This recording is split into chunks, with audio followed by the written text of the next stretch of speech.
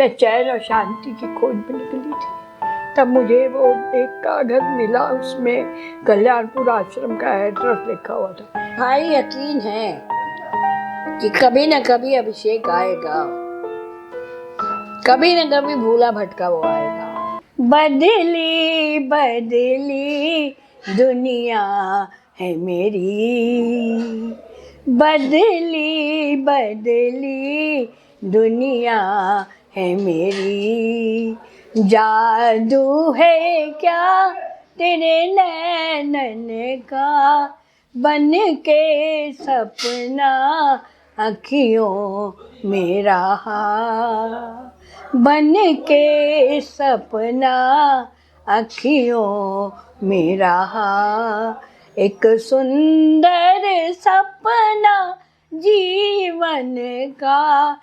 बदली बदली दुनिया है मेरी। मेरी मुलाकात हुई है वृद्धाश्रम में भारती जी से।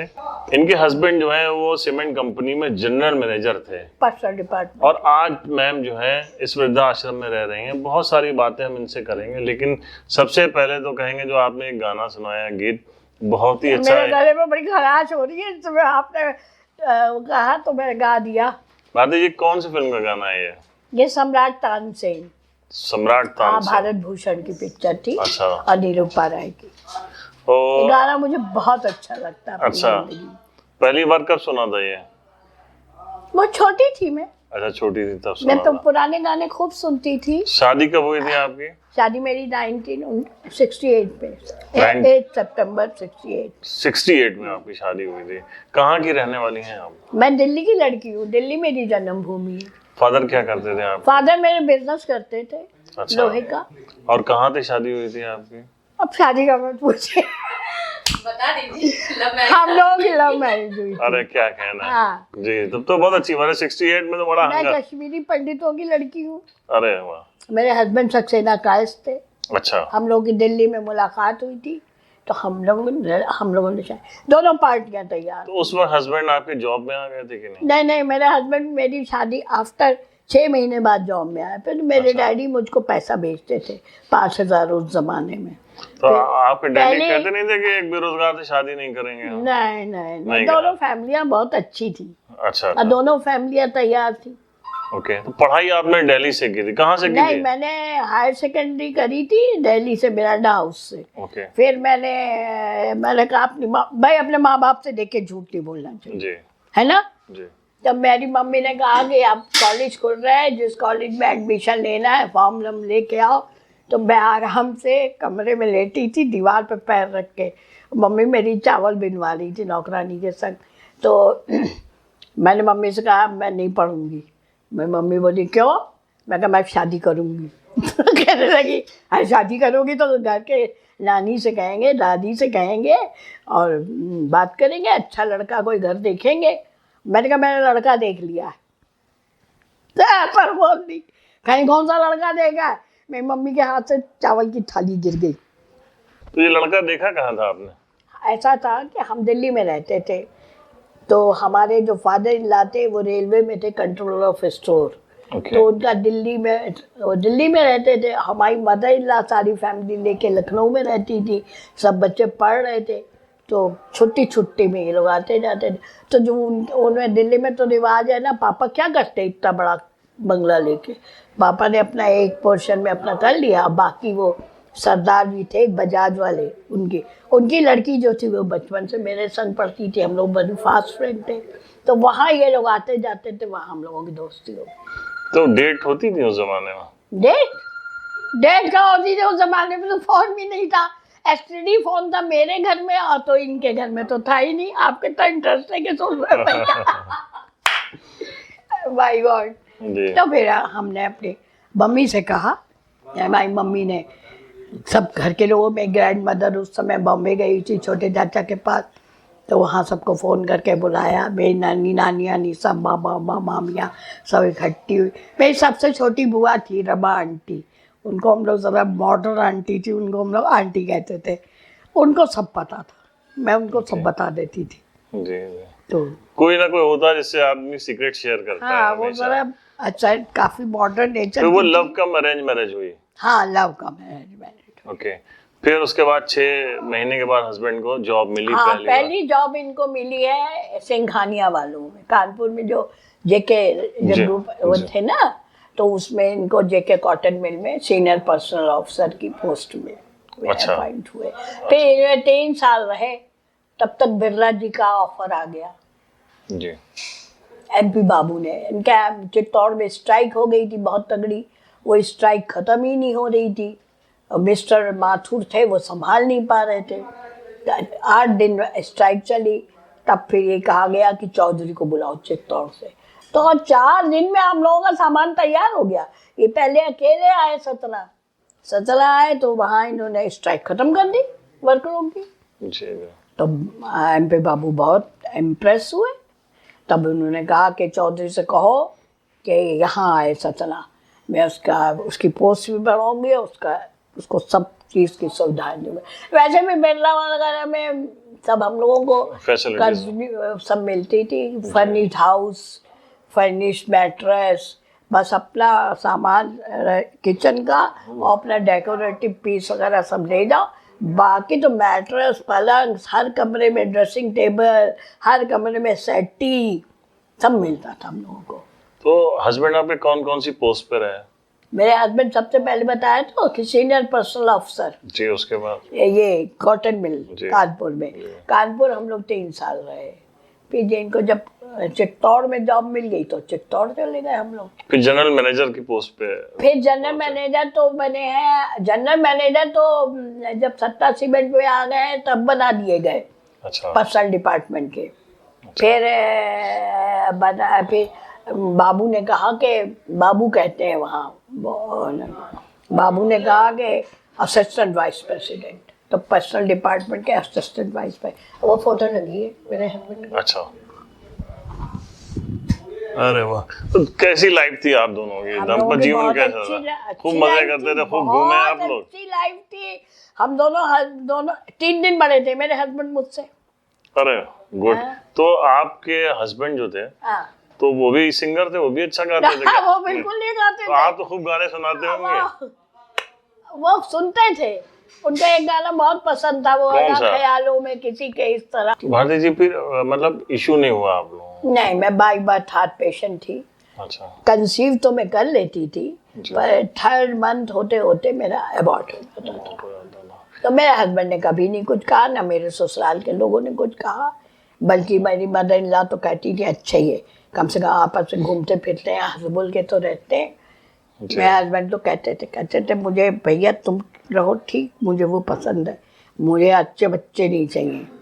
तो कोई बच्चा अडॉप्ट नहीं किया आप लोग? डिस्ट्रिक्ट हॉस्पिटल सत्ता से हमने, हमारे एक कजिन ब्रदर था डॉक्टर VK तनखा, तो उसने दिलाया था, बाकायदे लीगली लिया हम लोगों ने। अच्छा आपको फोटो दिखाऊं? जी। अच्छा, ये बच्चा आपने अडॉप्ट किया था? ये कब तो किया था? 18 दिन का था जब डिस्ट्रिक्ट हॉस्पिटल से लिया। आपको फोटोज दिखाएंगे। जी जी। तो भारती फिर कब लिया था ये बच्चा आप लोगों ने? हाँ, वो अपनी लिया शादी था। के कितने सालों बाद? शादी के बहुत साल बाद। अच्छा वो भी मेरे देवर ने कहा, वो शक्ति भवन में गजटेड ऑफिसर था जी। मेरा देवर। उसके जब लड़का हुआ तो हम लोग गए थे, तो वो उसने कहा मेरी देरानी ने कि भाभी आप एक बच्चा गोद ले लो। तब 40 साल की थी मैं, अच्छा अच्छा तब लिया था। अच्छा। उसके बाद फिर कितने साल आप लोगों ने परवरिश की उस बेटे की? कहाँ है 15 साल का था जब इनकी डेथ हुई है, तो 15 साल का था। फिर हमने यहाँ आके लखनऊ में, मेरी छोटी सिस्टर बोली कि मेरे देवर वगैरह कहने लगे कि इनकी भी तबीयत ठीक नहीं रहती है, मेरा भी तो पेसमेकर लगा है, जी देखिए ना जी पेसमेकर लगा है। एक बार मेरे हस्बैंड लगवा के गए थे SPGI में, जी ये पहला पेसमेकर। फिर यहाँ आके मेरी तबीयत बहुत ख़राब हो गई, तो कमलेश भैया ने और लक्ष्मी ने मेरे संग, लक्ष्मी ने मेरे बहुत करी। जी लक्ष्मी को मैं नहीं भूल पाती। जी। लक्ष्मी ने मेरा बहुत साथ दिया है मेरी बीमारी में, कमलेश भैया ने भी। तो फिर आपके हस्बैंड की जब डेथ हुई? मेरे हस्बैंड गोल्डन जुबली बना के गए हैं जी 65 ईयर्स में। माशाल्लाह, गुड। तो कैसे डेथ हुई उनकी? उनको डायबिटिक थी, 28 ईयर्स में उनको डायबिटिक डिक्लेयर हो गई थी। फिर उनको हार्ट ट्रबल हो गई, तब उनको हम बॉम्बे लेके गए। बॉम्बे में मेरा भाई भी रहता है, मेरे छोटे चाचा भी रहते तो हैं। हस्बैंड की डेथ के बाद आप लखनऊ आ गई अपने या ससुराल? वही तो मैं आपको बता रही हूँ। जी वही तो मेरे देवरों ने मेरी बहन से कहा 10वें वाले दिन कि देखो ये भी बीमार रहती हैं, इनकी तबीयत ठीक नहीं रहती। मेरे हस्बैंड ने अपना सतना में मकान भी बनवाया था, उनकी लाइफ टाइम में किराया भी आता था हमारे यहाँ। अच्छा। तो फिर उन्होंने कहा कि अब मान लो करेंगे भी तो हम लोग तो दूर रहते हैं, तो कौन इनको देखेगा। तब फिर मेरी बहन ने समझाया, बस उसने समझाया। मैंने उससे कहा, मैंने कहा अभी तो मेरा दिमाग सेंस में नहीं है, बाद में सोचेंगे। फिर हमने यहाँ जानकीपुरम में आके सहारा ग्रेस में फ्लैट भी खरीदा, मल्हार डीलक्स। अच्छा, तो फिर वो बेटा कहाँ है, आपके साथ नहीं है? वो अब मुझे खुद ही नहीं पता। I don't know where is my child. मेरे नौकरानी आई थी मेरे साथ चित्तौड़ से, उसकी लड़की थी, रज्जू नाम था जी। उसने बड़े होके और उसकी शादी करी हम लोगों ने भार्गव फैमिली में, इलाहाबाद में। भारती जी, बेटा आपसे दूर चला गया फिर? हाँ, क्या वजह अब तो रही? मुझे, वो छोटा सा था तो ये लड़की उसको संभालती थी, तो मैं कहलाती थी दीदी कहा करो। मैं अपने नौकरों चाकरों को भी ये नहीं कहती थी, भैया ही पुकारती थी। तो वो भी, और उसने फिर इनके आफ्टर डेथ बाद रंग दिखाया अपना। उसने उसको भड़काया कि तुम इनके लड़के नहीं हो, इन्होंने तुम्हें गोद लिया है। अब वो आपको यू कांट बिलीव, उसने 5-6 दिन तक आके, मैं सोती थी चुपचाप अपने बेडरूम में, तो वो आता था मुझसे और कहता था बता मेरे माँ बाप कहाँ हैं। तो 4-5 दिन तक तो मैं उसको कहती रही हम ही हैं तुम्हारे माँ बाप। कहता नहीं तुम झूठ बोलती हो, मुझको दीदी ने बताया है। फिर मैं एक दिन मैं भी उलझ गई। एक तो इनकी डेथ हो चुकी थी, मैं परेशान तो रहती थी अंदर से। बहुत लंबी कहानी है भाई। फिर वो धीरे धीरे धीरे उसके ही रंग में रंग गया, चला गया। कल्याणपुर आश्रम आया था एक बार जब आया था तो मुझको लेके गया, तो उसको करनी थी ना, उसको भड़काया गया, उसको भड़काया गया। मैं आज भी कहती हूँ। तो आप क्या कर रही थी कि प्रॉपर्टीज वगैरह साइन करा लिया? और हाँ, वो तो बैंक में मेरा रुपया था। मुझे बाद आप यू कांट बिलीव, मुझे 1,25,00,000 रुपया मिला था। और मेरे हस्बैंड शेयर्स वगैरह खरीदने में बहुत तेज थे, खूब शेयर खरीदते थे वो। आखिरी में आपको बताते नहीं, आखिरी अलीगढ़ बॉन्ड का 5 लाख रुपया मैं लेके आई थी, सतना गई थी। तब उस देवधर के शानू शानने ने मेरा फ्लैट लगत समेत बंद कर दिया और किसी दूसरे के हाथ भेज दिया। तो मेरे देवर ने मुझको कहा कि कोई नहीं आएगा और तुमको आना हो तो आओ, और जो जो भारी सामान है वो भेज दो, और 4-5 अटैच सिर पे रख के तो दरवाजे आ जाओ। बस मेरा दिल वहीं से खन्ने से टूट गया भाई। मैंने सोचा कि अगर मैं जाती भी हूँ और अपना पैसा खर्चा करके खाऊंगी बनाऊंगी, तो भी ये लोग मुझे चैन से और शांति से नहीं रहे। मैं चैन और शांति की खोज में निकली थी। तब मुझे वो एक कागज़ मिला, उसमें कल्याणपुर आश्रम का एड्रेस लिखा हुआ था। मैंने उस नंबर पे फ़ोन किया। डॉक्टर निर्मला सक्सेना का आश्रम था वो, बहुत अच्छी लेडी, आज भी मुझे बहुत प्यार करती है। तो मैंने उनको फ़ोन किया। वो रात के 10 बजे पानी गिर रहा था और गाड़ियाँ लेके आ गई और मुझको लेके आओ। उस लैंड लेडी से मेरे कहा कि इनके पास जब पैसा होगा तो ये देंगी किराया, नहीं होगा तो नहीं देंगी। पर मैं इनके कमरे में ताला डाल के जा रही हूँ, परसों मैं आएगा उसके हाथ में इनका सामान उठवा लूँगी। मैं चली गई, हालांकि वो मुझे बहुत मना कर रही थी। यहाँ इस आश्रम में आप कब से हैं? इस आश्रम में तो व्हाट इज द रीजन, वो क्लोज हो गया। तो फिर डॉक्टर निर्मला सक्सेना ने हम लोगों को इस आश्रम में शिफ्ट कर दिया। अच्छा, आप अभी बता आज भी वो मेरा ध्यान रखती हैं। अच्छा, आप अभी बता रहे थे कि आपके अपनों ने जो है आपकी जितनी लक्ष्मी थी वो लूट ली थी, लेकिन यहाँ एक लक्ष्मी आपको मिली जो आपकी बहुत सेवा करती है। हाँ भाई, मैं हम चाहेंगे लक्ष्मी जी आप आइए यहाँ पे। लक्ष्मी जी, आप कब से हैं यहाँ पे? 2017 से। कितने लोग हैं यहाँ पे जो अपने घर अपने परिवार छोड़ के यहाँ पे हैं? 95 लोग हैं। अच्छा, तो बहुत से लोग ऐसे होंगे जिनका परिवार में कोई नहीं, या बहुत से ऐसे हैं जिनको अपनों ने ठुकरा दिया है? सर, यहाँ बहुत से लोग ऐसे हैं जिनका सब कोई है फिर भी यहाँ पर है, और बहुत से लोग ऐसे हैं जो लावारिस हैं। तो जो लावारिस हैं वो 20-25 की संख्या में यहाँ पर लोग हैं। अच्छा। तो उनका हम इतना ख्याल रखते हैं कि जिनका कोई है उनका कम, जिनका कोई नहीं है उनका ज़्यादा। तो ये कैसे सेवा भावना कैसे आपके अंदर है, यहाँ आके देख के इन लोगों से मिल के? वैसे मैं एनएम का है, एनएम का कोर्स किया है मैंने। अच्छा। मेरी उसमें जॉब लग रही थी, पर मेरे चाचा हैं रत्नेश कुमार गौतम, अच्छा चाइल्ड लाइन जिला मजिस्ट्रेट से हैं वो। अच्छा अच्छा। मैं उन्हीं की लड़की हूँ। रत्नेश जी, अच्छा। हाँ, उनसे वो मुझे यहाँ पर लेकर आए, तो मुझे शुरू शुरू में बहुत बेकार लगा, पर जब धीरे धीरे जैसे जैसे अच्छे लोगों से मुलाकात होती रही, फिर बहुत अच्छा लगने लगा। फिर मैंने वो जॉब ठुकरा कर और फिर मैंने इसमें ज्वाइन कर लिया। अब एकदम एक परिवार का एक हिस्सा लगता परिवार है। सा बन गया। अगर मैं घर पे भी होती हूँ तो मुझे लगता है कि लोग वहाँ क्या कर रहे होंगे। भाई यकीन है कि कभी न कभी अभिषेक आएगा, कभी न कभी भूला भटका वो आएगा। ये भारती जी हैं, पास्ट के जितने कड़वे अनुभव थे उन सबको भुला चुकी हैं।